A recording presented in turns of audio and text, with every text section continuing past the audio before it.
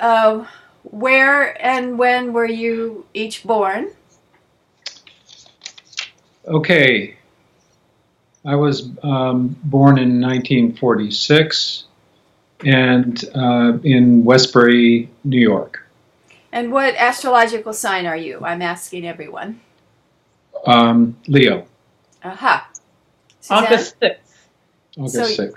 uh, He's August 6th, 46. and what about you? October 47. So you're Born a in Libra. Yes.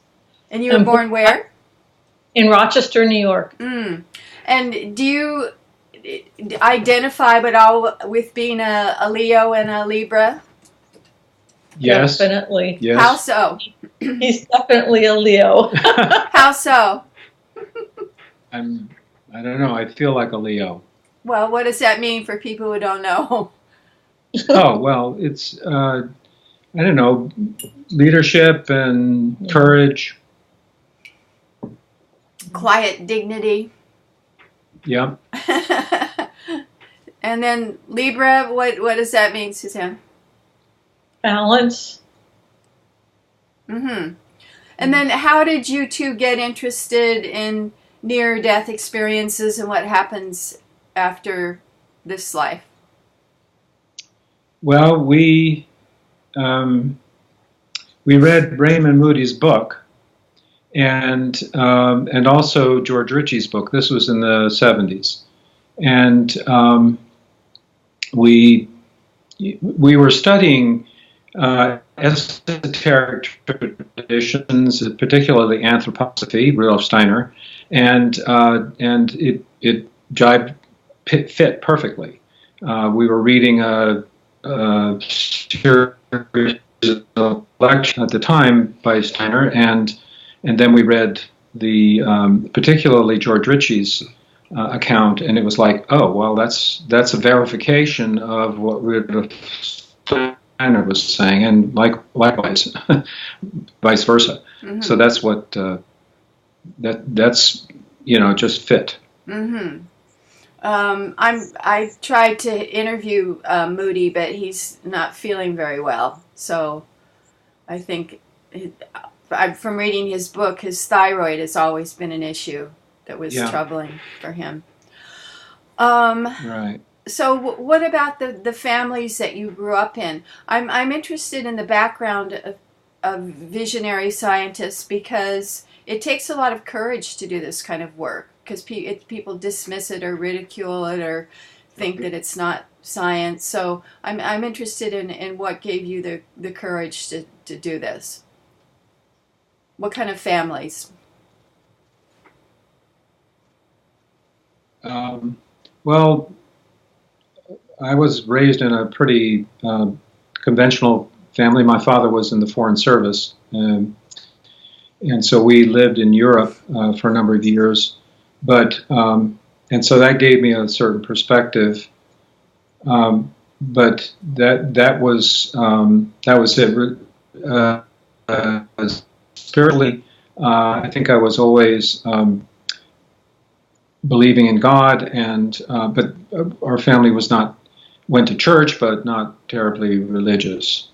And but after a difficult period when I was in college, there was a change in me to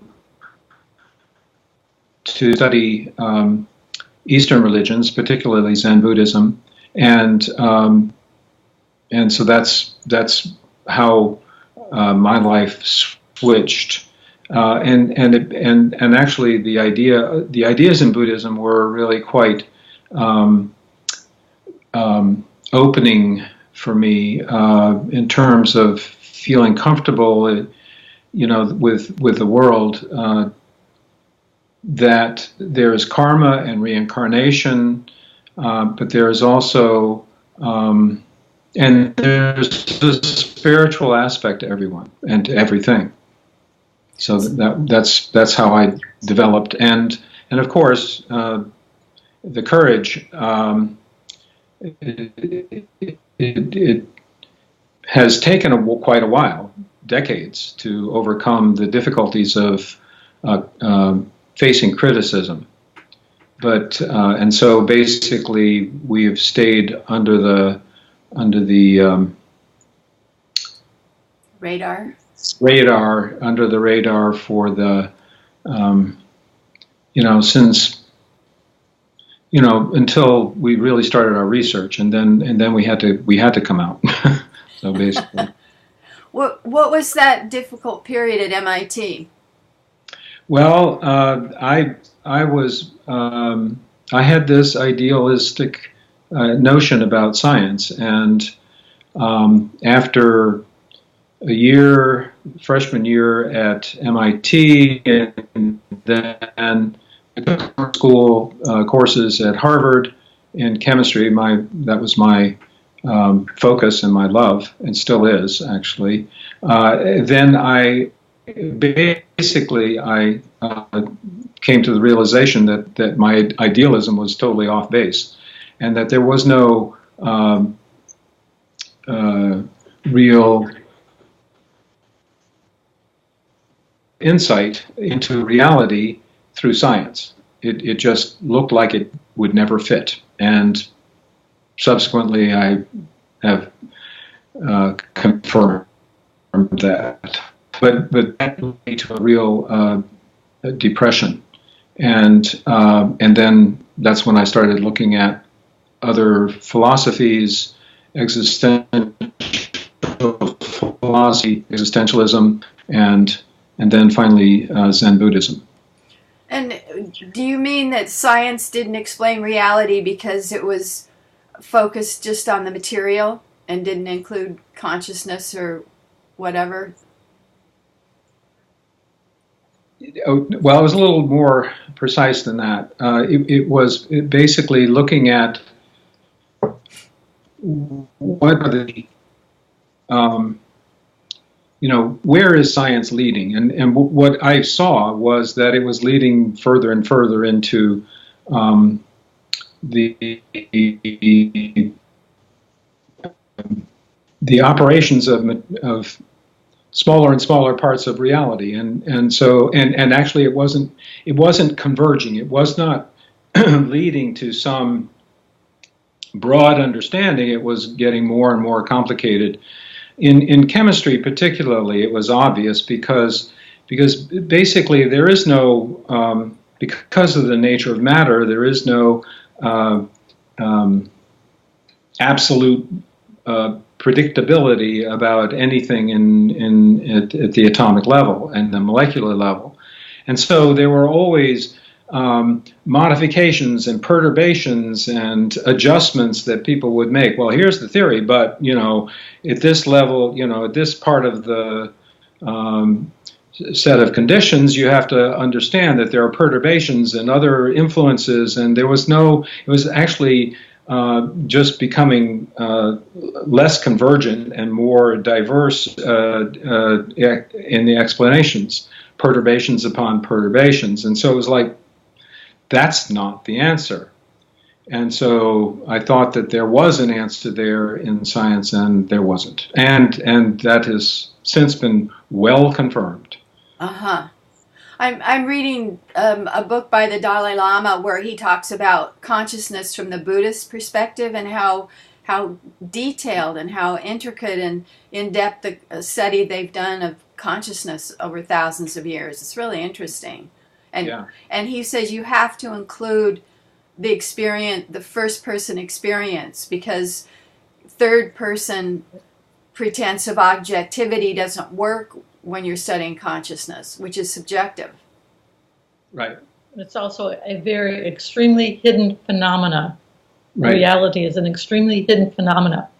Hidden? Right. And it can only be verified through first-person account. And that person needs to be completely credible and believable and honest. And reliable, yeah. And reliable.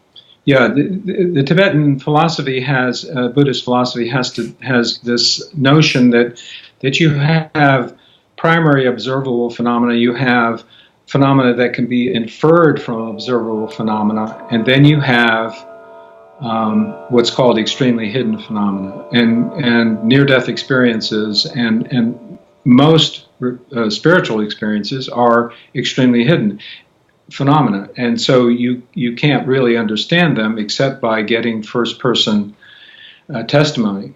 Mm-hmm. What is the name of the book you're reading by the Dalai Lama? The Universe in a Single Atom: The Convergence of Science and Spirituality. Oh, I have it right here. Universe in a Single Atom. Okay. Yeah.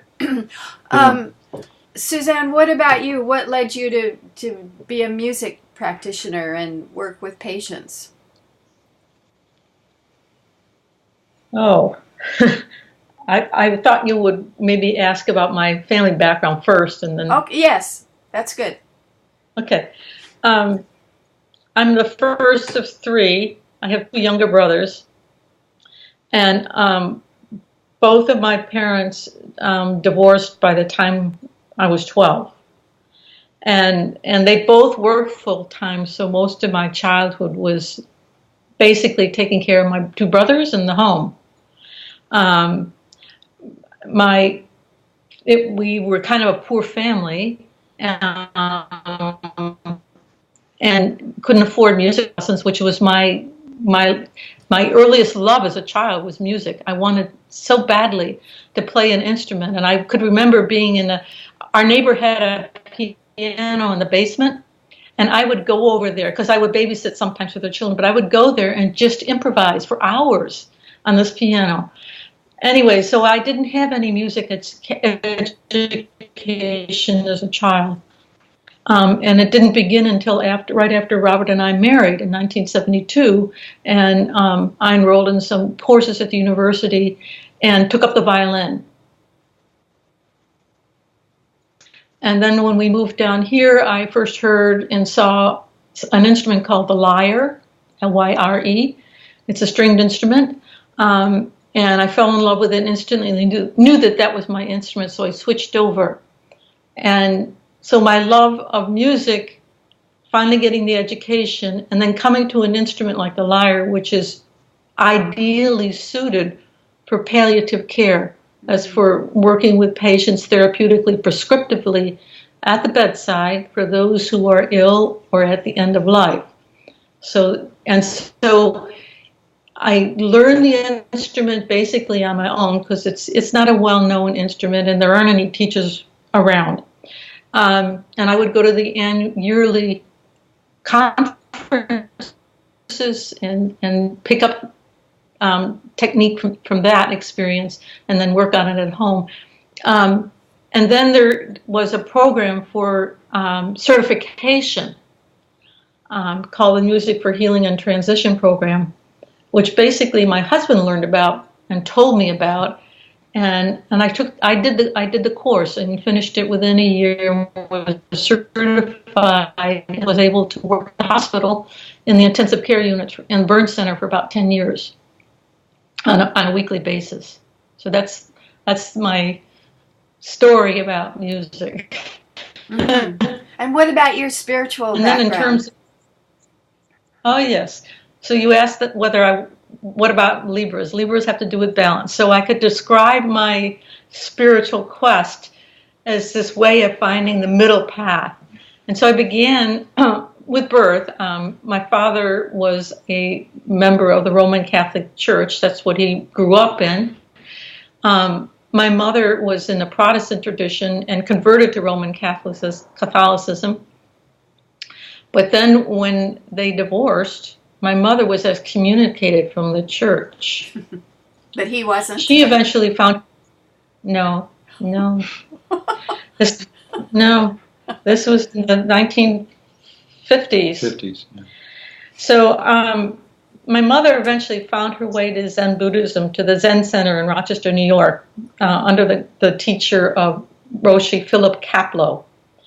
And so, okay, so my journey was, then I went from, I call it, I went from the west to the east, and I came back in the middle. So I went from the Western Christian background. Then I went into, what would you call it, a fanatical, conservative literalism of Jehovah's Witnesses as a teenager. Yeah, and that was through the influence of my grandmother. And then I had an experience, I would call it an existential crisis, where one day I just saw my face in a mirror, and the question just came out of nowhere: who am I? And immediately my world just turned upside down. And what I thought was real and true, and that I could devote myself to, I just walked away from it. Immediately walked away from it. And that's when you were a teenager. When I was 16. When I was Wow. 16. Yeah. And then I went off to college, got a 2-year degree, came back, found my way to Zen Buddhism.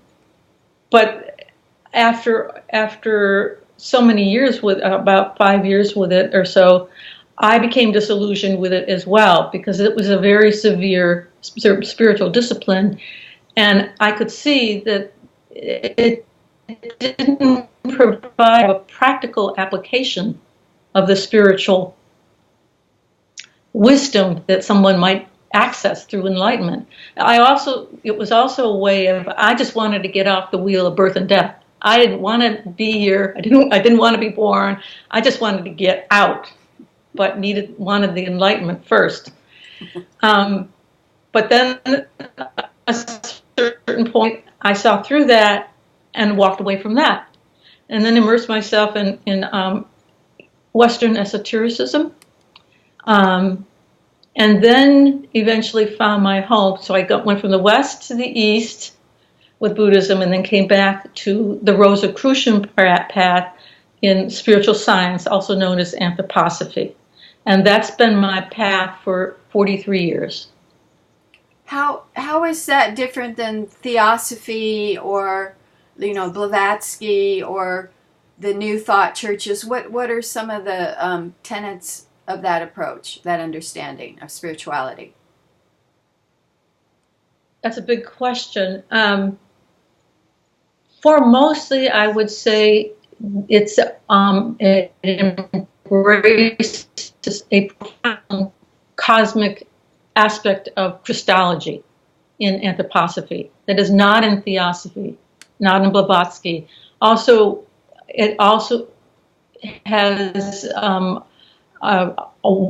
fuller, more wide-ranging, easier to understand cosmology of the domains of the spiritual world, and what we go through when we are born, the process of being incarnated, and the process of being born again back into the spiritual world. But then also the whole meaning of evolution of the earth, the meaning of the earth itself and its incarnations. It's just a more comprehensive, fuller worldview in spiritual science. It also, primarily for me, is that there are indications for spiritual development. You are your own teacher.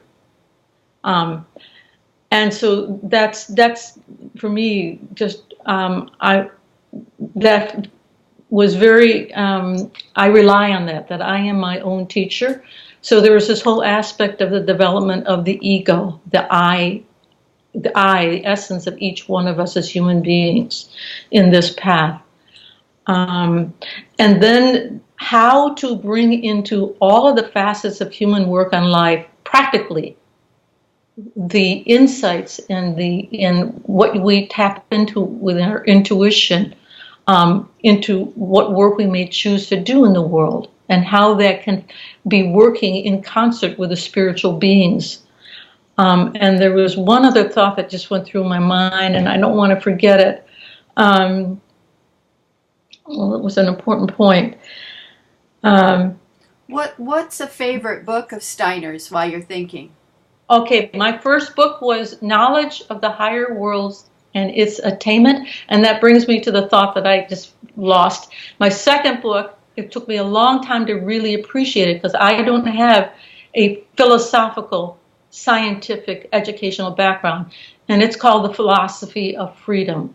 And that is an amazing book because when you can really enter into it, it opens up about how our consciousness, how we think is a spiritual, in itself is a spiritual activity, and how it is how it develops through our brain, how it is able to interface with the physical processes of the body for consciousness and normal everyday awareness, and then how it functions in an out-of-body state, how it functions as a spiritual being who is not incarnated.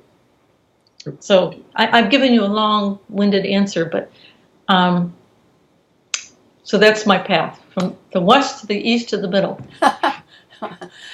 I'm asking people birth order. I know that you're first. What was your birth order, Robert? Second. Of how many? 2? How many were us? 5. 5. You're not sure. No, it's like I have to make sure I got my youngest brother in there. Yeah, 5. Yeah, because the youngest brother, there's like 16 years difference. Yeah. Then I'm also asking people their Myers-Briggs, the Kiersey and Bates. Did you have a chance to take that? Yes, it's very interesting. I am INTJ, and For myself, INFJ.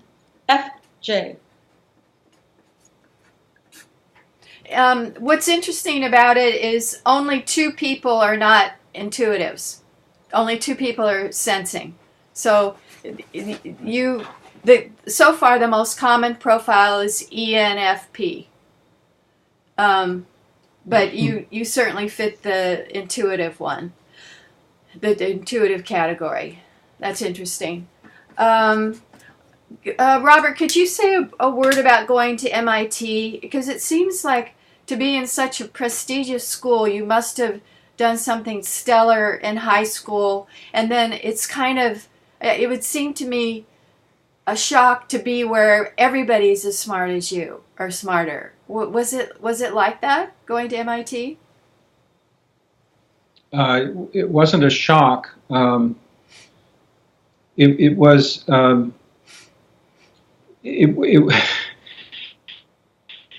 People were pretty much like me. I fit in.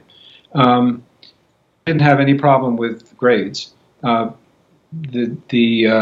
difficulty was that in my sophomore year I had this real crisis and depression, and I dropped out after my sophomore year and took 2 years off. But I had arrived with extra credits, and so it was basically in my senior year I went back to MIT and graduated. But I was a year, I had taken 2 years off, so it was a year. You also started at MIT a year earlier than usual. I mean, you graduated younger from high school. I went to the International School of Geneva and graduated after my junior year there. Mm-hmm. So, but it was like, it was a crisis waiting to happen, and it happened, and but actually that was my destiny. I think the most difficult part you had was just coming back to the United States because of the change in the culture and what this country had become in the years that was it was a shock. Right. We left for Europe in '57, so this was 63 that I came back, and basically it was a culture shock because living in Europe is totally different, and even today, and but it was extreme differences because Europe was still from the war and just barely recovering, whereas the United States was going full steam ahead into materialism. And so it was like a real shock. So anyway, and then adapting to, well, basically I saw through, I guess in a way, the emptiness of, and that's not a Buddhist term here, the emptiness of, although it is a Buddhist term, but it's a different meaning here, the emptiness of physical, material science and physicalism. And saying, because I felt within myself that there was no spiritual life. I wouldn't have put it in those terms. There was no spirit in materialist science, and it's totally this cold matter, and there's no spirit there except when there's life and when there's a human being. But the human being is not because it has that spirit, not because of being made of atoms, molecules, and biological systems, but because there is something else there. And there's something else is what led me to Zen. Mm-hmm. So you got interested in NDEs. I'm assuming that neither of you have had one. Correct. That's correct. And then how did you start being more than interested doing research, talking to people who had NDEs? Right. Well, there was, so in 1978 when we read George Ritchie and had read Raymond Moody, we said, oh, well, it's solved. You know, the whole spiritual aspect of the human being, not only in anthroposophy, but right here in these phenomena, NDE phenomena, it's obvious. And so we went on a long journey in starting a Waldorf school here in Chapel Hill and helping to start one, and carrying that through and studying anthroposophy, and then my father got pancreatic cancer, and in those days, and that was in the early 2000s, there wasn't much that could be done. So I really wanted to give him a book about, you know, near experiences and the spiritual aspect of reality, and couldn't find one that, you know, was saying that, you know, what I thought was so obvious must have been written by now, and it wasn't there. So we started to look at writing our own book for people who, you know, are elderly and or, you know, faced with cancer or something and need to know this. And so we started researching a lot of, you know, spiritual aspects, not just near-death experiences, but then we honed in on near-death experience and then got deeper and deeper and saying, well, wait a minute, this has not been solved. In fact, there's a whole lot of work that needs to be done. And so that's how we ended up with our theoretical stand, which we, again, thought was obvious, but it's been, and that was, we started in 2005, and my father had not died at that point, and I did finally give him George Ritchie and Raymond Moody and a couple of others, Howard Storm, and books to read, and talked with him about it. It turns out that he had this sense anyway, probably had out-of-body experiences himself, so there was no real difficulty. But and actually there isn't any real difficulty when somebody dies. But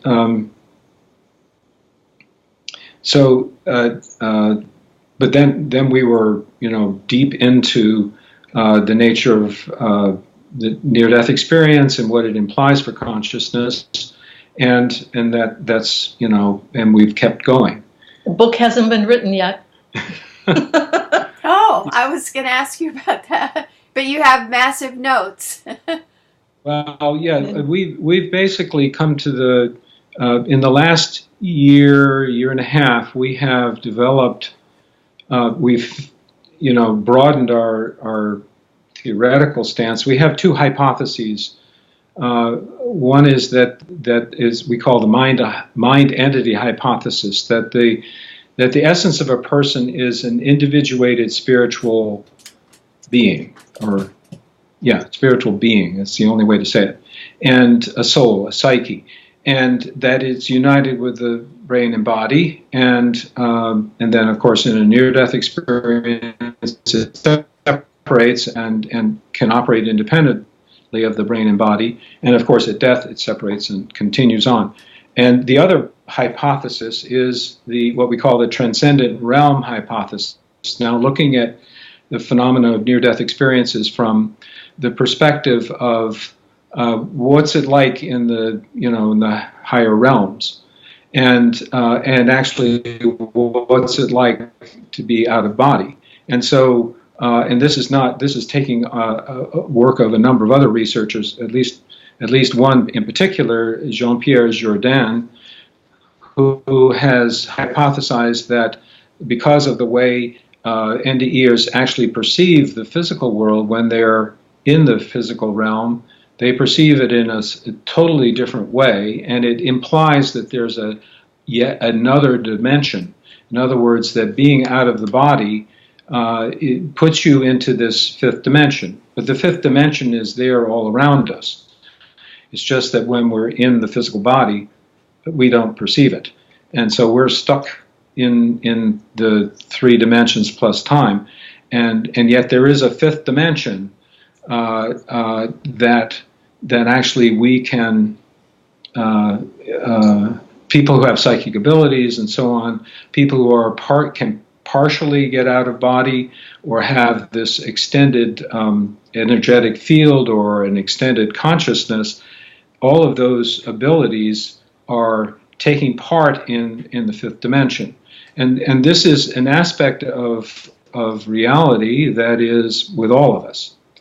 But there's a whole lot more about the fifth dimension because there are life reviews and life previews in the near-death experience, and those imply that there is this record of all human interactions, all of one's actions in the physical world, and therefore there is this more substance, so to say, in more nuance to the transcendent realm than is just, okay, well, you go to this pleasant place, but there's actually this Akashic record, this book of life.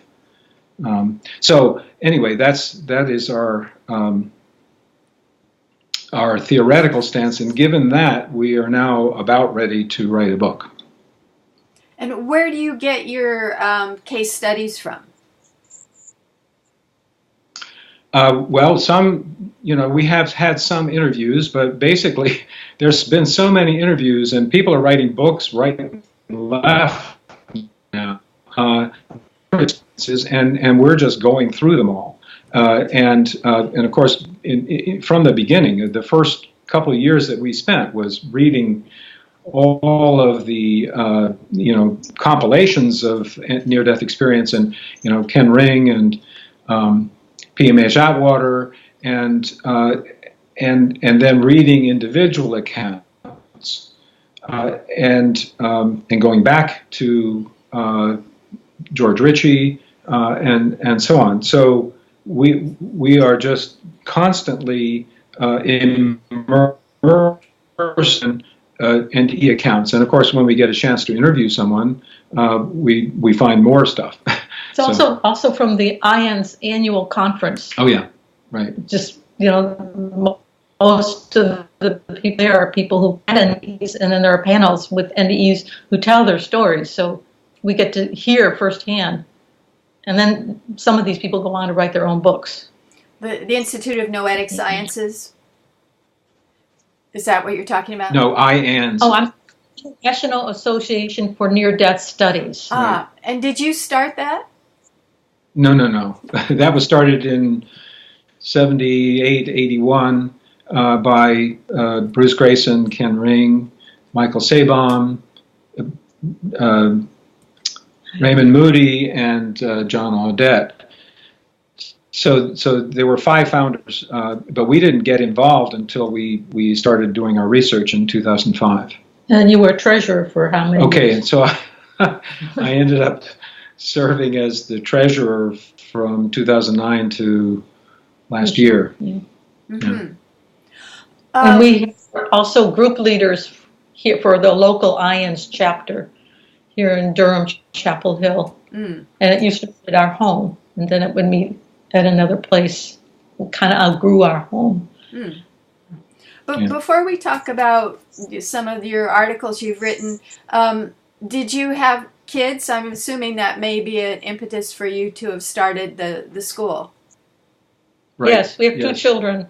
We have a daughter named Crystal Brooke and a son named Zephyr Mays. And our daughter's an artist, and our son is in the U.S. Coast Guard. He was a rescue swimmer, and then now he's a rescue helipilot. And do they think we have 1 grandchild? Ah, congratulations! Do they think your work is interesting or incomprehensible? Oh, I think it's interesting, but not something they're getting into. Our son had an out-of-body experience, which was borderline into an NDE, and that actually was, in a way, broadened his perspective. I think, how old is he? Maybe 7? Mm-hmm. Yeah. So, even though he is not interested in this directly. I have to disagree with you. Okay. Our son is married to an empath who has her own practice. She has her own website. She does readings, etc. He's quite open. He knows what this is all about.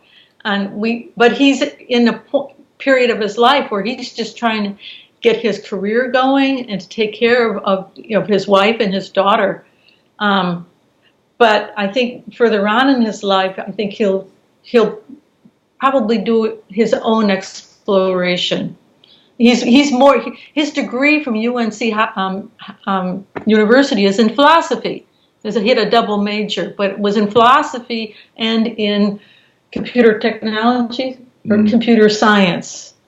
Yeah. So yes, and he's read the book, The Philosophy of Freedom. And he's, had arguments with his teachers at the university about it, who wouldn't listen to him, wouldn't agree at all with what he was trying to present. Yeah. So, and then our daughter is a consummate artist, so she's really trying to get her life together to be able to support herself as an artist. But she's very in tune.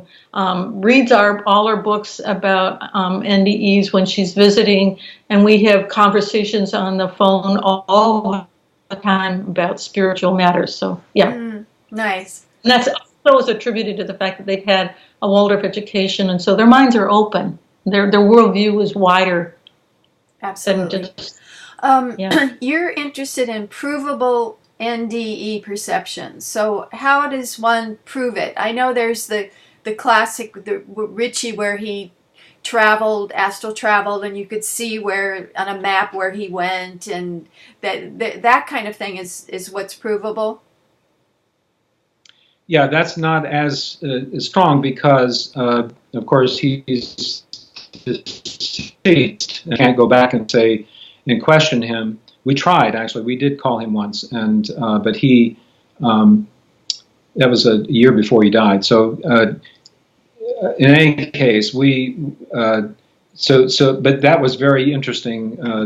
Our analysis of his out-of-body experience. What generally happens is that you can get veridical perceptions that can be verified as accurate by somebody else. And so we were writing this book together, Self Does Not Die. We are not the authors, but we helped a lot. We wrote the foreword to it, and we are and edited it. It was translated from Dutch.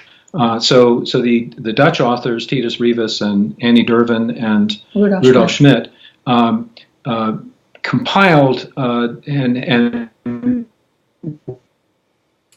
to, so there end up being about 100 over 100 of these cases where an NDEer has some or some experiences that are paranormal, and the most important class of these, like 2/3 of the cases, are where they see something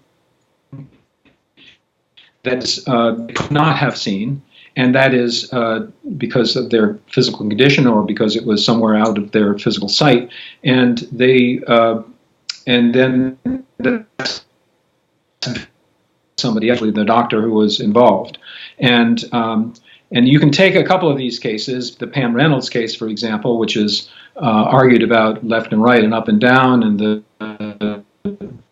measures. You can argue about them, but when you have like 67 of them, 67 of these cases, then it becomes pretty clear that you can't find a physical explanation for all of these cases, except that the consciousness has separated from the body, and that's not a physical explanation. So because of Self Does Not Die as a compilation, at least our experience has been that the skeptics are less and less vehement. Right. And less and less active. Less and less. I haven't heard from them much. Well, a lot of times they don't even read the studies. They just say this can't happen, it's absurd, but they don't even read the studies. But well, there was a book by John Martin Fisher and Benjamin Mitchell Yellen, who they wrote a book and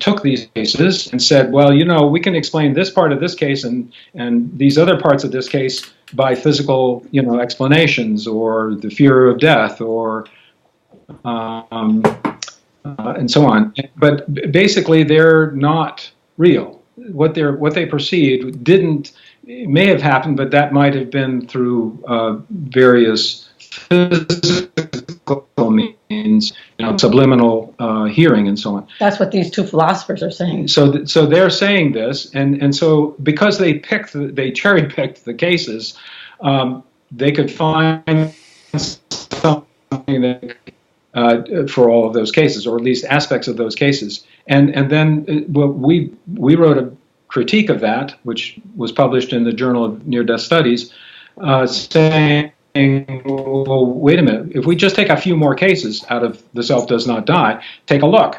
You have to have additional ad hoc hypotheses. And in fact, the more cases you look at, the 7 that we got, and then more, then you have to keep on adding ad hoc hypotheses. And I know from my scientific background that a theory that is constantly needed to be patched up in order to explain the broad range of the phenomenon is essentially bogus, or is not, it's just missed the mark. And so the physicalist theory, just on that basis, just falls apart in the light of near-death experiences. What's an example? Did you say Pam Reynolds? What's an example of something where someone saw something that they couldn't see in an ordinary reality? Well, okay, so there are cases where the NDEer is in bed and is out of, but reports that they're out of the body and they see something, like they see a 1985 quarter on the top of a cabinet, which is 8 feet up. And they're sitting in the dust. And so the doctor goes and climbs on a ladder and finds that, there is a 1985 quarter, and it is full of construction dust because it's a newly built wing of the hospital. And an NDE or a person has cardiac arrest in the ICU, and the doctor goes in and is working on them. Well, they're out of their body. They float up through the ceiling and into the room above, and they see, oh, gee, this is an odd room. Here are all of these beds with dummies in them, and then in the center there are these monitors, computer monitors in a circle. And what the person was describing was the nurse training area for CPR training, and the doctor had to, when the person was revived and described this, the doctor had to think, right above this room is that's the training room up on the next floor up. And so how could that person have seen that? Okay, and there are dozens of those where somebody is having a near-death experience out of town and decides to go, because they're out of town, they go visit their home, and they find all kinds of things laid out on the kitchen table, mail that was all, laid out. And there were specific things about the mail that the person knew, and from seeing it. Well, and then they came home and verified that. And how did they know that? So how could they have known that?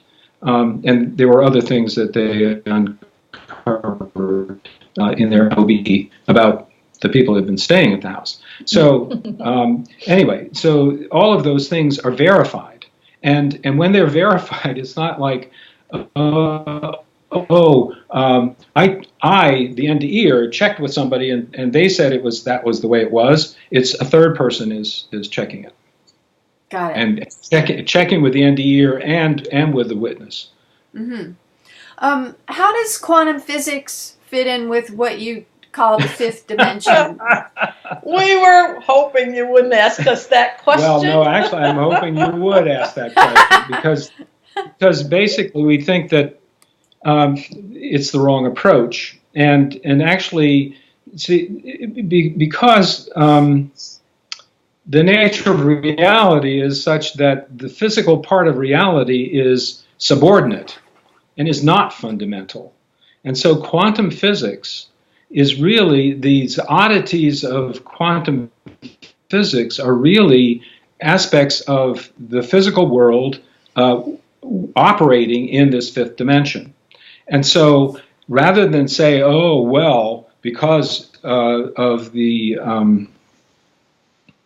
non-locality of things, that these phenomena that appear to be non-local,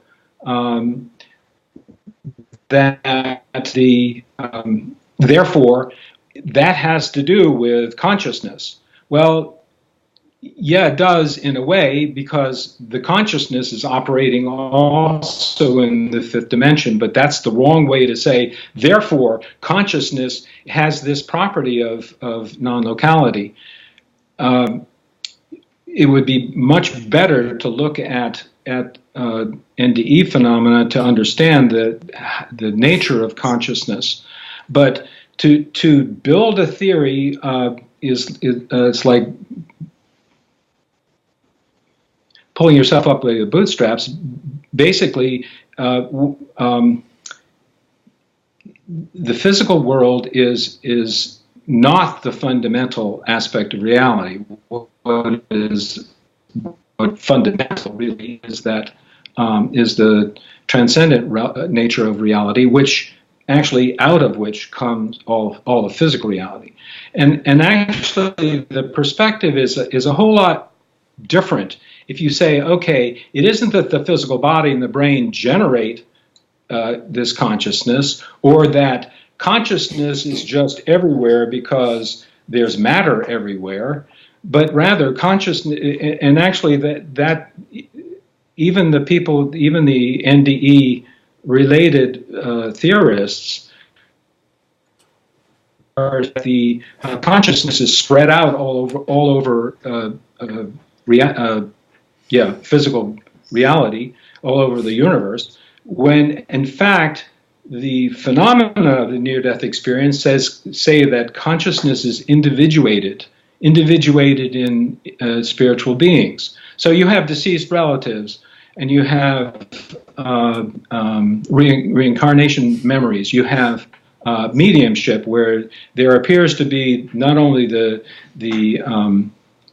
person who's coming through the medium, but it's the deceased person that entity is talking to. So all of these things are individuated, and even the spiritual beings that you have there are individuated. Angelic beings and guides, and the being of light, and God even seems to manifest as an individuated being. But that doesn't mean that these higher beings are not vast, but that the and in fact, NDErs do merge with these higher beings sometimes, and when they do, they still retain their individual identity, and then and memory formation, because they recall what happened, and then they come back as an individuated being. So this idea that consciousness is spread out across all of creation, and that this, somehow my spread out consciousness knows to communicate to my mind, my brain, so that I can have physical perceptions, and my thoughts are communicated back out to my mind, generated by my brain. That's just baloney.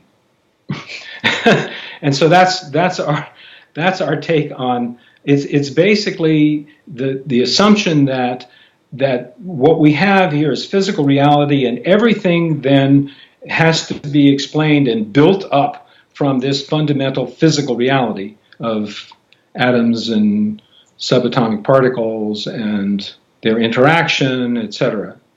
No. What this makes me think of is the Bible said in the beginning was the Word, and I wonder if word is kind of another word for intention or consciousness. Yeah.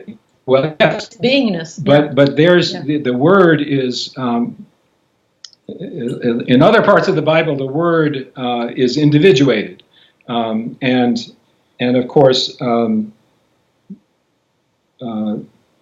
So all of this, the Bible is a reflection of the spiritual world, is a reflection of the spiritual nature of reality. And so, yes, in the beginning was the Word. And by the way, the Word was individuated. And so. But quantum mechanics doesn't contradict the idea of individuation, because you have these entangled photons. They're different, photon A and photon B, but there's some mechanism, as we know, that allows B to influence A even from a distance and instantaneously. Right, and as we're saying, that is probably a property of the fifth dimension. And in fact, quantum physics and physics in general ought to look at not 11 dimensions, but ought to look at one more dimension and see how that works. Actually, some physicists have done that. Actually, that was proposed in the 20s. But and that might be productive to explain these things. But conscious, an incarnated physicist, that consciousness operates in the world, but that consciousness is also part of the transcendent realm as well, and so there is a relationship between that person's decisions and these entanglement phenomena. But actually, it's more important to look at time, because we have these life previews. We have precognitive dreams, and that's one of our studies is the prophetic visions that NDEers are having, and that in the life preview of the NDE, particularly, there are specific events that are years, decades out, and yet are precise in terms of what actually happened. Okay, and I'm not talking about prophetic visions. I'm talking about personal visions, personal future visions. So a person, has a picture of his wife dying. And, this is an NDE many years before. And there she is, and she has this particular shawl on. And he sees this. Well, when it comes time for her to die, a few days before she dies, somebody comes and gives her a shawl. And that's the picture that he saw of her dying. Wearing that shawl, and evidently it was a striking thing, type of shawl that he recognized it. There was a man who was 10 years old when he was a boy. In 41, he was told two things: you will be married at age 28, and yet even when his 28th birthday. He hadn't met the woman he was ultimately to marry, but he did marry her at age 28. And then the second thing, you will have two children, and you will live in a house that looks like this. And he saw a vision of this. He was sitting in the living room, and he saw his two kids playing on the floor. And there's more details to this. But then when at the age of 37 in 1968. That vision came to reality. He recognized that was the vision that he had at age 10 in 1941. So if you think about what is necessary for him to have all of the events of his life, and then to get married to the woman he get married to, and to have two children, and to be in this house, and there are aspects of this house that he didn't quite understand because they hadn't been invented yet. Didn't understand yet in his vision what was this thing over here on the other side of this wall. It was kind of unusual. It was forced air heating. But anyway, there were his two kids, and that was the vision. The vision was laid out exactly how. Now think about what that takes to that happen, and that's just those precognitive visions, previsions in an NDE, and also precognitive dreams. The same things, same kind of accuracy happens. And so, was this 10-year-old? Did he have the vision in a dream or an NDE, or how? What? Where was he? During the it was in an NDE. And NDEers are shown these things, like the fellow that saw his wife in a shawl. He said that he was shown events throughout his life, and he wrote them all down. And then as his life progressed, he checked them all off the list, including his wife with the shawl, when she died. And it's like they can get a picture of everything. Now, getting back to physics, What does that tell you about physics? It tells you that physics doesn't know anything. If we have these detailed records in the spiritual realm, in the transcendent realm, in the Akashic Chronicle or the Akashic Record or the Book of Life, and you can go back and look at them, and the details in those events are far greater than what you could possibly have experienced at the time. And that you can examine and experience what other people, how you interacted with other people and what their reactions were. And learn from it. And then, of course, the whole idea of the life review is to learn from it.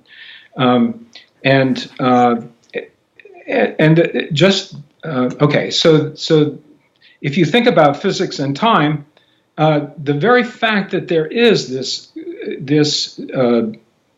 transcendent record of all of the events, there's nothing in physics that will explain that. There's nothing in physics that can explain being able to see pictures of the future that actually come to pass, 37 years later, decades later. And it isn't just NDEs. There are dream, people who have dream visions. I've had those kind of precog little pictures of things that would happen, people I'd meet or a job that I would get, but it wasn't in a dream and it wasn't in an NDE. Just like a snapshot would come into my consciousness and think, oh, that's going to happen at this time and I'm going to meet this person. And they were really accurate. Right, exactly. And, well, this, so somebody, it's the same kind of thing as this NDEer at age 10 and then at age 37, you can get a dream and we'll see that they're going to be living in this particular house and it's going to look like this and it's going to be all arranged like this. And then, indeed, 10 years later, it does happen just like that and just the way it was seen. How does physics explain that? Well, they can't. They can't because they are stuck in the physical reality and building it up from physics. And that's why we don't think quantum physics or any other kind of physics is the way to do this. Well, except that physicists know that time isn't linear, that time is flexible in a way. So having those kind of understandings of the future fits in with time not being linear. Well, I'm sorry. You need to talk to some physicists. No, yes, time is not linear in our subjective experience, absolutely. But I don't think anybody would say that, it makes a tremendous sense that we can now project into the future and say that this thing will happen in a physical way. No, because what is causing those future events is not physics. It's spiritual. It's transcendent. And because you have spiritual beings, you have transcendent beings who are incarnated, yes, they can have a sense of these things. They can have this prevision or this, snapshot. But actually, in the nature of the transcendent realm, time is it's timeless and spaceless in a sense, because there are no limitations of space, and time is really kind of spatial. Time becomes space. Yes. Steiner, actually, the best way to see that is in the life review, you have a panorama of all of the events of your life all around you, and those events are laid out spatially, one after the other, and then you can go through them, or you can look at them all simultaneously in a sense, because you just wherever you want to put your attention. It's not linear. It's not a linear, and it isn't. And actually, NDEers say that everything seemed in their NDE to happen all at once, simultaneously, and they have to afterwards. They have to sort out and say, okay, and sometimes you'll see them do this. Let's see, what happened? Which happened first? And they will put out a narrative, because they have to explain the NDE. They have to explain it as a narrative, Right? and to make sense to a listener who is linear in terms of when we're incarnated, we're tied to time because we're tied to matter. And so they'll say, okay, well, this happened because logically the next thing that should happen is this one. And if they're talking about events in the physical realm, they may get it wrong. They may say, well, I was over here and this happened, and then I was over there in the room and that happened. And people will say, no, it happened the other way around. And because they were seeing everything simultaneous in terms of time, and also they see things simultaneous in terms of seeing everything at once, everything in the physical realm at once. So anyway, it's a different process. It's a different laws too. Different laws that are involved, transcendent laws that physics works fine within the physical realm, as long as you don't interject spiritual matters, spiritual entities, transcendent entities. Thinking about this makes me think about free will and predestination. And my first thought was, everything is set, then we don't have free will. But I think the free will comes in that before we incarnate. I think his name John Nesbitt, I'm not sure. He does past life regressions, but he focused on in between life, and he said we kind of meet with a council and we decide, oh yeah, I want to learn this and be with these people. So we kind of set it up beforehand, the pattern of where we're going. So that is free will. Right. Well, that's free will there, but then there's also cases, and it happens in general. I mean, the free will operates within the physical realm as well. In other words, we are, and that's why one can't really absolutely predict the future, because there are decisions that incarnated people make and can change. So they may be inclined, 95% inclined to do this, which is a pretty good bet. But they may just say, no, I'm not going to do that. I'm going to do this. And then things have to get adjusted. And when they're adjusted, a network of stuff needs to get adjusted, potentially. There was, Leslie Lupo had a case where she was involved with somebody who they were in their 20s, and he and the plan that had been made when they were both incarnated, before they were born, and they both incarnated together, was that they were both going to die in an automobile accident. Young.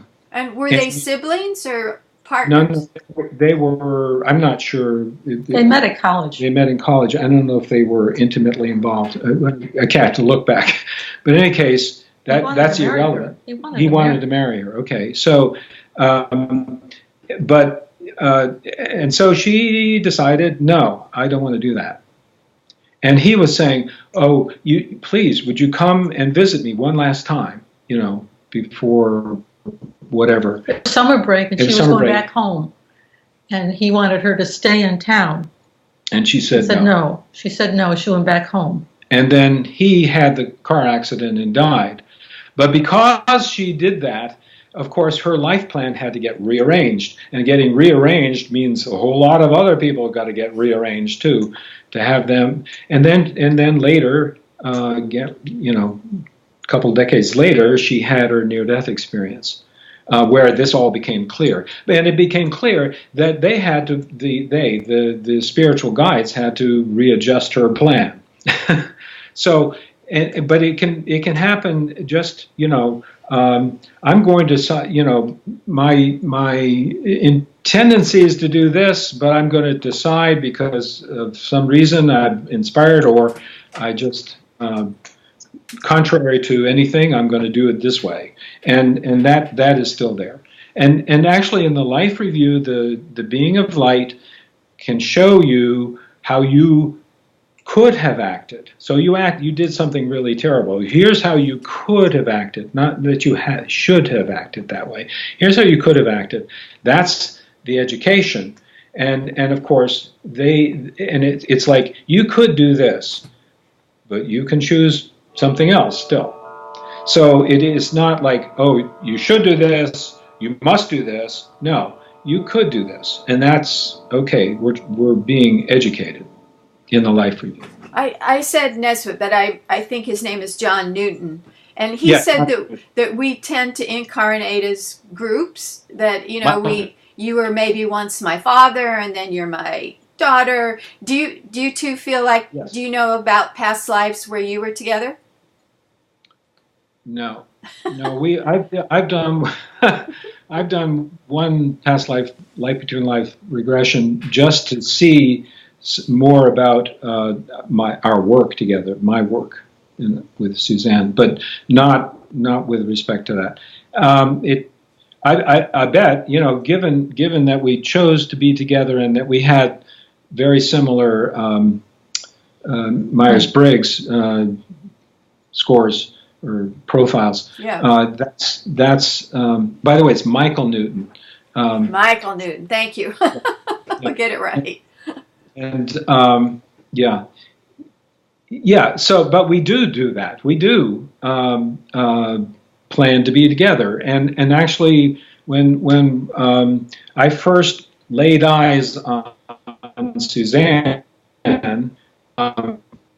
I knew that there was something special about her. I didn't know what, but there's somebody that I really should take note of. We'll be married 47 years this May. Oh, wonderful. So anyway, yeah. What do you think, as a footnote, are the secrets of making a marriage work over time, besides having shared interests and beliefs? Sense of humor. A sense of humor, and learning to be flexible. I would also say humility. Yeah, and to say when you're wrong. Yes. And a willingness to serve the other, even if it means a so-called sacrifice on one's own part. Yeah, but you're there to help the other. It isn't a sacrifice anyway. Mm-hmm. So it's like, oh, this is fun. Of course, it's but fun. The biggest part is to be on a mutual spiritual path together. That really gives one the strength to stay together. Right. And do you ever get bored, or does that not an issue? Never. People say that, oh, when your spouse retires, well, and you maybe enjoy having him or her around for the first couple of weeks, and then you just can't wait for them to get out of the house. He's technically been retired for how many years now? 17 years. And it gets better every day. Yeah, it's just wonderful. And so I'm just so grateful that each day that we have together, we do everything together. I mean, we have our meals together, we go for a walk together, we do everything together. We read. Our study together. Our research together. And Right. Share things. Yeah. What have you found about visions of the future from people who are having NDEs? Is there a pattern of what they're seeing? I mean, is there hope for us or not? There is always hope. We haven't done all of this, the actual compilation and the actual assessment of what has been shared with us so far, but we could speak a little bit about what preliminarily we're seeing. Yeah, well, it's not nice. No, we're in urgent times. Yeah. Really urgent. Some NDErs say that these are the end times. And you call it a reset time. Yeah, well, and actually some of them, there's a number of them that are pointing to what we would say is a major natural disaster which wipes out a large number of people and a large area. And we can't go into a lot of details, but that seems to be a theme. There also seems to be a theme about real serious political and civic strife and maybe even civil war, and in this country,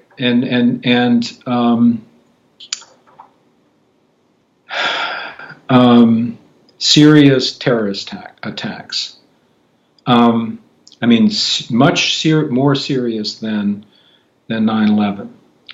And in any case, all of this seems to be a warning. And that's one of the things about prophetic visions, is that they're not cast in concrete. They're not inevitable.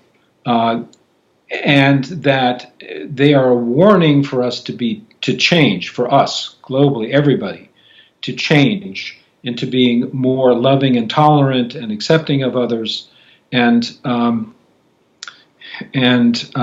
to let's say eschew greed and materialism and selfishness. So it's and to honor nature and respect nature. So these are not punishments. That's another thing. They're not punishments. They are the natural consequence of our actions or our inactions. And so these things will happen unless we change radically. They will happen at some level. To the degree that we can change, they will be mitigated, I think. So, for example, there could be that the caldera in Yellowstone blows. And when that blows, there will be a winter. First of all, it will destroy most of North America, just outright destroy it. But then there will be a global winter of at least 6 years. 6 years of winter means 6 years of no crops, and therefore starvation for most of the other people. So that's what could happen. And have some NDEers said that specifically? Yes. And more than one? Not direct. Well, I have to. We have not got all the data in, but yes, I would say that directly or indirectly they have said that. So one NDEer may say, I saw the world, or I saw the United States this way, and it was all covered with forests. Okay, and people were living in small communities. Well, that doesn't say what happened. And another NDEer will say, well, if after this and this happened, then there will be this natural disaster that happens somewhere in Wyoming.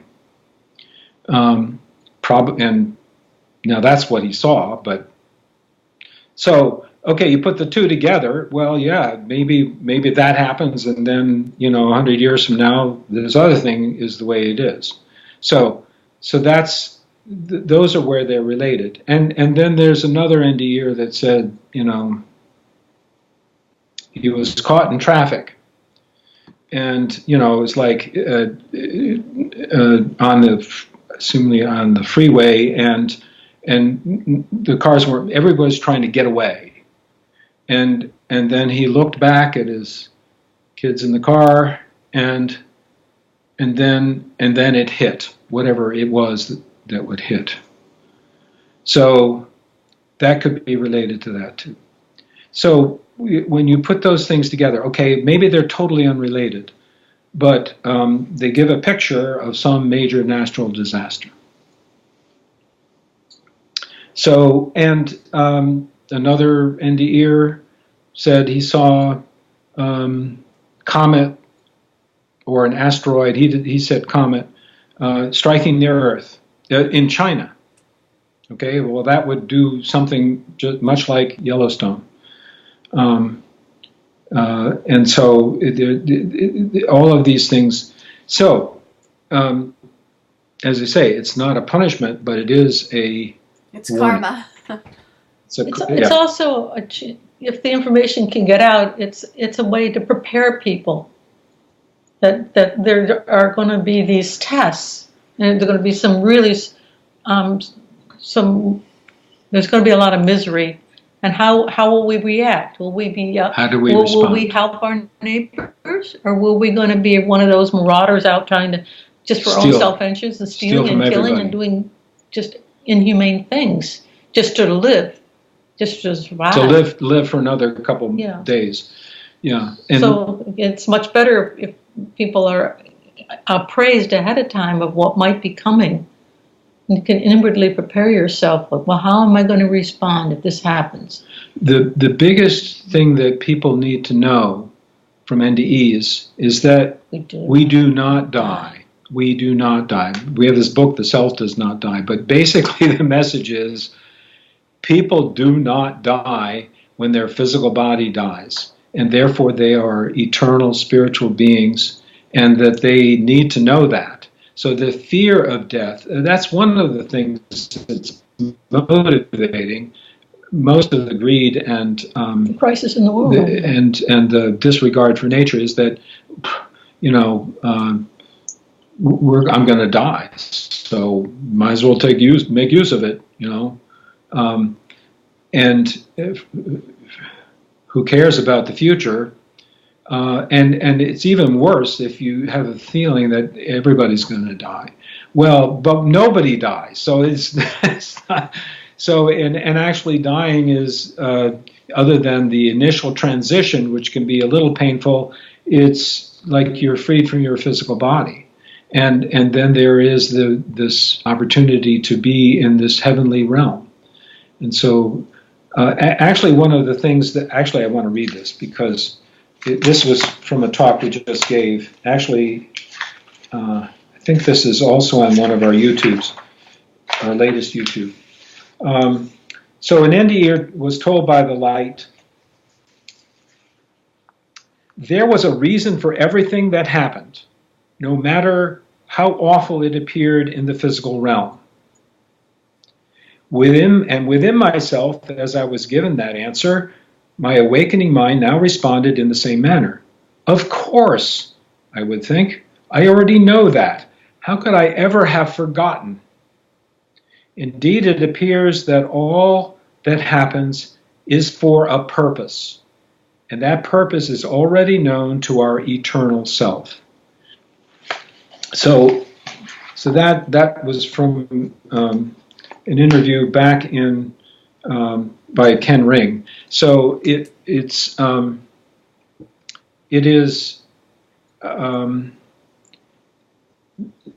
that's the point. That all of the terrible things that have happened for a purpose, and one of the purposes, of course, can be that we have been given free will, and so people perpetrate all kinds of terrible things. But still, people are killed in horrible ways and maliciously, and yet that is still, that is not the end for them, because they, are eternal beings. I'm also thinking of, there's legends of the destruction of Atlantis and Lemuria, so that it may be there's a pattern of civilizations being destroyed, but somehow there's rebirth. Yes. It's a rise and Yes, fall. in fact, that's exactly right. Yeah. In fact, there was an NDEer, George Ritchie, who had this vision that that there would be spaceships that would, it's like Noah. There will be spaceships that will take some subset of the people away. And he when he was given this vision, he was told this.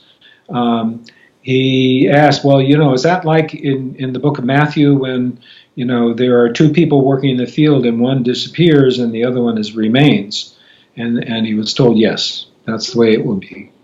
So there is that too.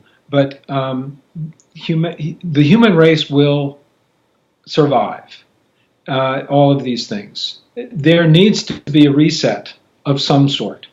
And it can be a big reset or it can be a smaller reset. or maybe just a whimper of a reset. But there needs to be a reset. In fact, it would be better if all of humanity would do the reset without requiring global destruction. But you know, but you know, we can mitigate it. We can mitigate it by changing our own lives. I wanted to say something about this question about Dean Radin's books, if you'd mind. Don't Sure. mind. So you were asking how is it that his psi research is conducted very scientifically, and yet much of it is dismissed. And I agree with both of those points. He's a consummate researcher and experimentalist, and thorough and so on. And yet his work is dismissed, and that is why. Because a number of things. The biggest problem is the phenomena he's looking at, because these phenomena are of this higher dimension, but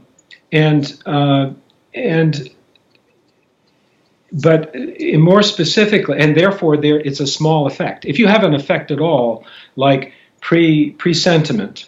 It's a few seconds before, but they do have a very definite response to a picture they're about to see, and the computer hasn't really decided what's going to be seen until a millisecond before the picture shows. So how did they quote unquote know this? Well, that's a small effect because it's only a few seconds, and etc. That is, but even some of these other things where he's doing the double slit experiment, laser double slit experiment with meditators and people who are putting their mind, that is also not an effect of physics, but it's an effect of this transcendent fifth dimension, hyperdimensional effect. So. But there's a broader criticism, and that is that it seems like he is taking a shotgun approach. And I have to say that I would criticize Rupert Sheldrake for the same thing. It's like, oh, well, there's this interesting phenomenon here, and oh, look over here, there's this other one, and look, the pigeons know where they're going to fly, and therefore there's this overall theory. Morphogenic fields, right? Yeah, the morphogenic fields, but and so he has some Sheldrake has a theory, but Radin doesn't, and so there's no model, there's no theory, there's nothing, there's no attempt to explain what's going on, because, well, we don't really know. Well, actually, I think we do know if there's if there's a spiritual aspect or transcendent aspect of even incarnated human beings while they're in body, and so their mind is there, and their mind has this hyperdimensional ability, and so. What I would recommend is rather than doing the experiments, which are really very helpful to demonstrate something, he ought to really be looking at the phenomenon in general. So looking at it phenomenologically rather than saying, oh, I've got this effect, let's do an experiment, and we'll show that there's an effect. Yeah, and you do, but you're not looking at the phenomenon in general. And so with the double slit experiment, okay, how else can you influence this thing, the lasers, and collapse the wave function, the interference pattern by means. And it could be that those other means, in other words, just try everything you can think of. What will do it? And with that, and also phenomenologically, not just the third person phenomena, but the subjective phenomena, the first person phenomena. So what is the meditator saying he's doing? How is he working? What is his experience, her experience? When you have somebody with an energetic field and they try to interact, what is their experience? And so on. So a broader phenomenological approach. And from that, there should be a theory. If you really take a look at the broad phenomena, you should be able to get a theory, or look at, more broadly into near-death experiences. And the final comment is that he's assuming that, I think, that there is, it all derives from physical phenomena. Well, that's ignoring the whole transcendent aspect of reality. So that's what I wanted to say. Yeah, I guess so. They're looking at thought as a material process that influences other material things. Right, and thought is in this hyperdimension. Yeah, our thought. So our minds, even though they are usually tightly connected to our physical body. So you look at a person's body, well, that's where his mind is. Yeah, okay, that's right, except when they're in NDE. But some NDEers, some psychics have a broader... They're loosened. Their mind is kind of loosened, and therefore they can project their mind, or they can use their hands to interact with subtly interact with matter, and therefore that's the beginning right there. Not to say, well, it's all the brain is generating this activity. No, it's the mind. And the mind can be separate from the body in the fifth dimension. The mind is an autonomous part of the human being, not the body. And so, and of course, in an NDE, it will separate. But even remote viewers, most of them, say that they do not leave their physical body. Yet their mind projects in some way, to a remote location and has perceptions. And so it isn't like you have to separate from your body, but you have to have this kind of looseness of your mind, and that can be learned. Right. Do you think another word for fifth dimension is astral or etheric plane? I mean, people have used those kind of terms for a long time. Right. And Steiner does, too. Well, they're related, but we don't.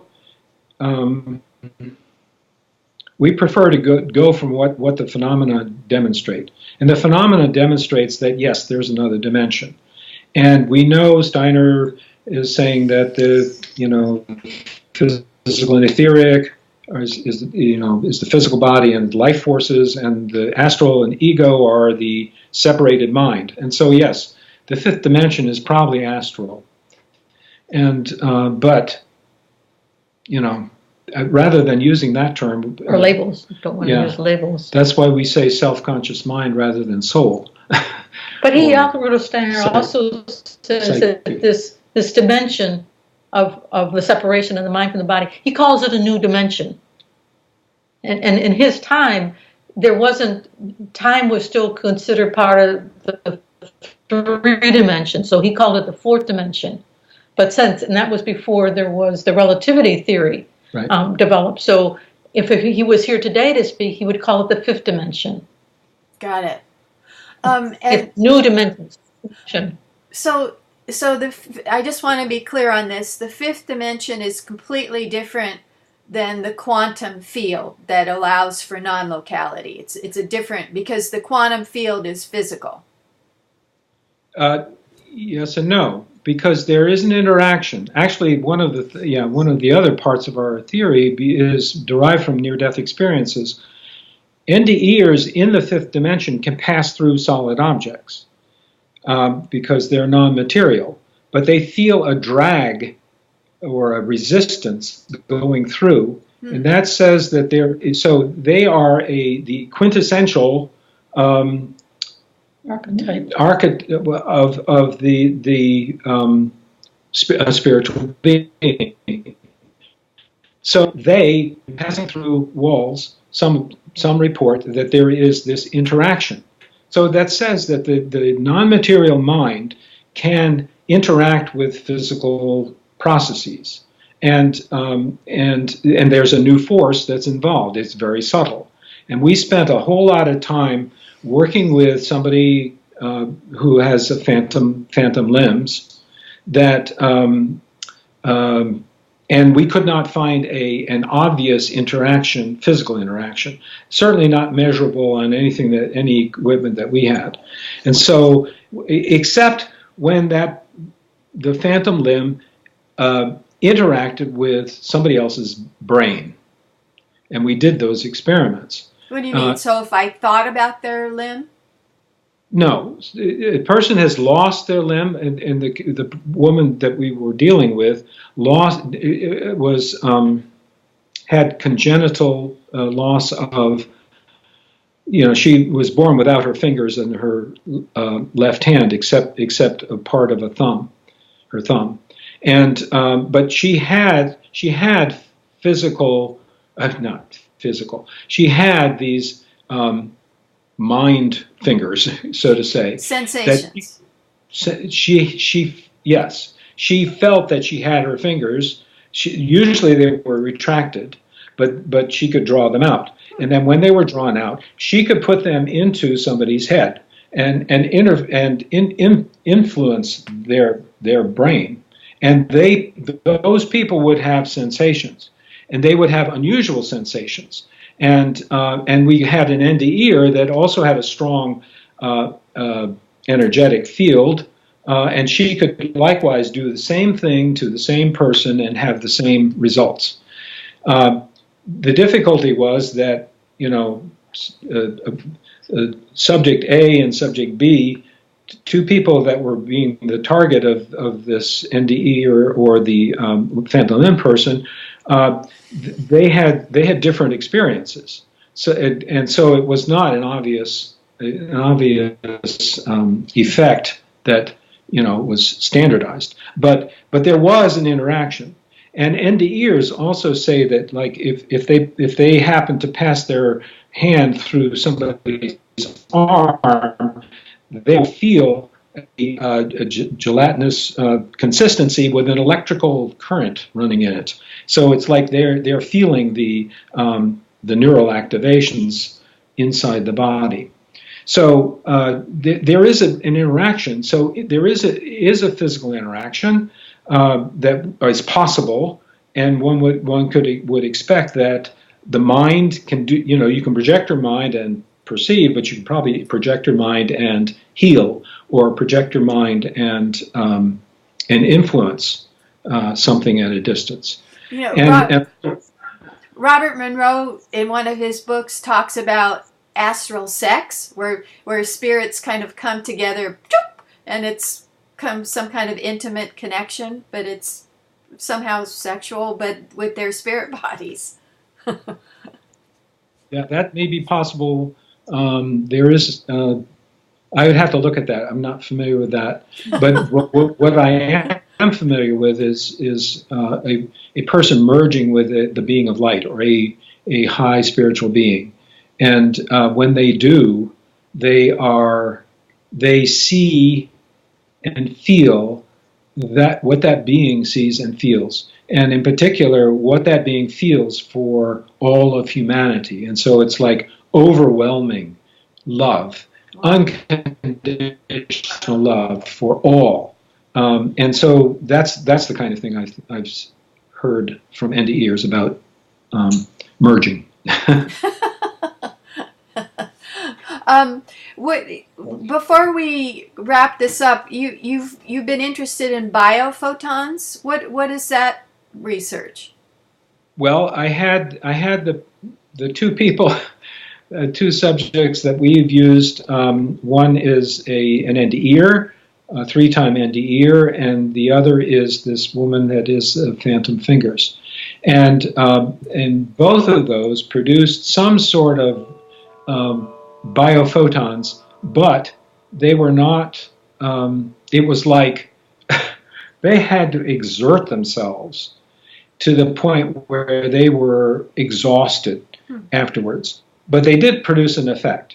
And one can say that, yes, there was more light produced than normal, quote unquote normal, and for an extended period of time, as well as bursts. You know, the biophotons can sometimes come as bursts, you know, like for half a second or a second.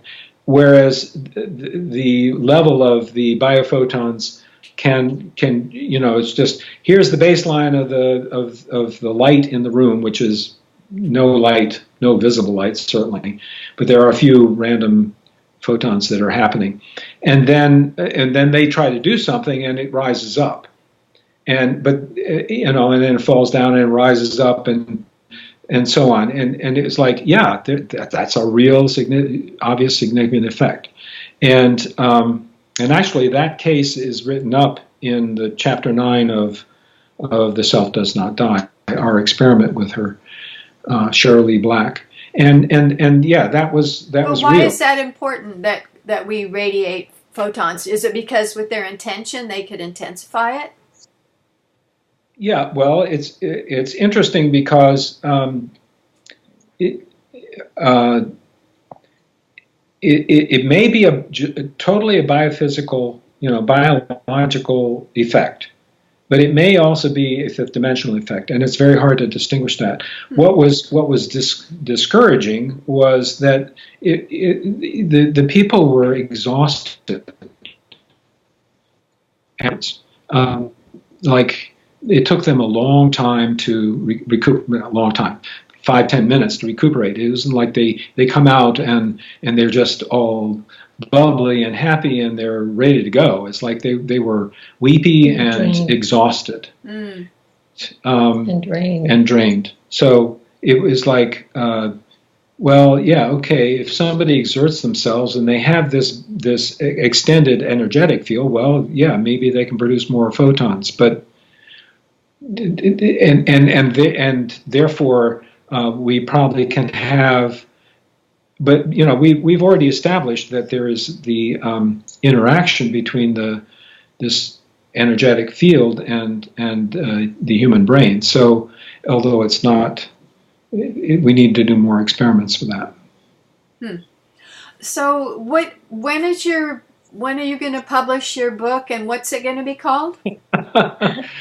We have no idea what we're going to call it, and we have really no idea yet when it's going to be published. We haven't even started writing it, basically. We have done established our theory pretty well, and it's on our YouTubes, particularly the last two, and we have another version of this, which is a little slightly different orientation, more about the transcendent realm, that we're going to put up in another couple months.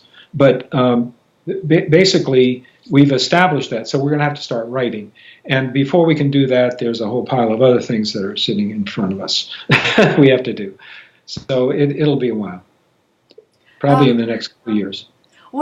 Is there anything that we haven't touched on that you think you'd like people to know about the new paradigm of consciousness rather than just material, or understanding how we really are? No, I don't think so. No,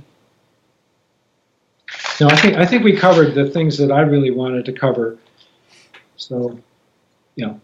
Suzanne, anything that comes to mind that we haven't talked about?